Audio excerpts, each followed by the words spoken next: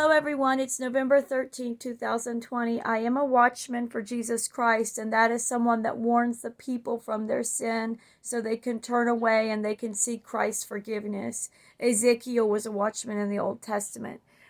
So this warning is for Bob Barker and Betty White.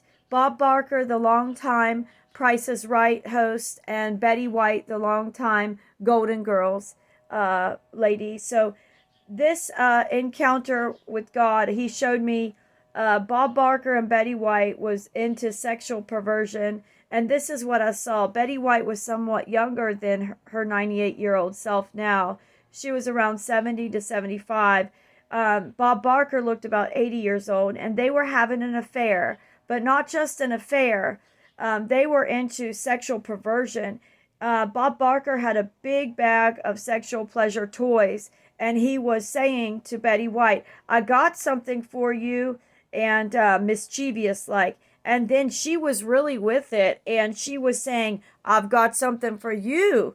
And she had her own bag of sexual pleasure toys, and they were very promiscuous like. And she had another guy on the fishing line the same time she was rendezvousing with Bob Barker. They were giving themselves over to sexual pleasure. And remember, God created marriage for procreation. He created sex to procreate with your marriage partner. He didn't create sex for sexual pleasure.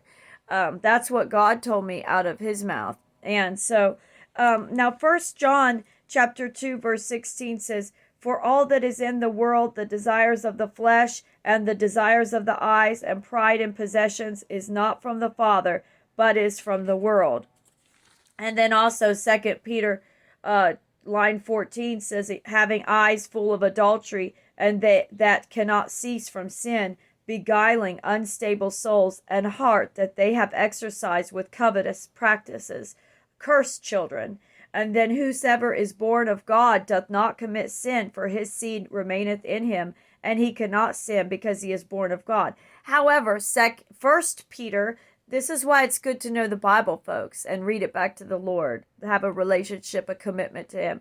1 Peter chapter 4, verse 8 says, and above all things, fervent charity among yourselves, for charity shall cover the multitude of sins. So if they have a relationship with Christ, they can be forgiven, because Betty White has a love for animals, and she has donated to charities such as Morris Animal Foundation. She's dedicated to protect, cure, and treat animal health issues. And Bob Barker also has given to animal charities to protect the animals. And he's also provided to the Marines, the veterans, the soldiers, the sailors, and he's provided above $2 million to charity with them. So I just encourage that they repent and apologize to Christ, like most of us that want to go to heaven have to, including myself, when I was in the day of sexual immorality that I turned. And you can look at my video on my second site on YouTube, and I have a hell testimony of coming out of that sin, and that I saw hell, and I came out of that sin. I wrote a book about it. And Betty White and Bob Barker, I'm going to ask you a personal request. I have two foundations myself. One is Cross Power, and the other one is Genesis Code. Genesis Code is up and first coming around, but it's up and rising. That's what we want to say. You know, we want to get it to where it's very popular among the youth. It's for youth to teach them a biblical foundation of the Bible and include world history. It is part of history, and we're going from Genesis to Revelation until the time we're in now, and what happens in the millennial reign. So very interesting. We want to draw the youth in Los Angeles and all over the U.S., but I need your help. Would you please partner with me? Send me an email or send me a donation through PayPal, and I would love to talk with you and tell you more about the two foundations I have. So my email is nurse NURSEANN 2017@gmail.com, and that's the same one that you can use on PayPal to fund these organizations to bring the gospel of Jesus to a lost and dying world.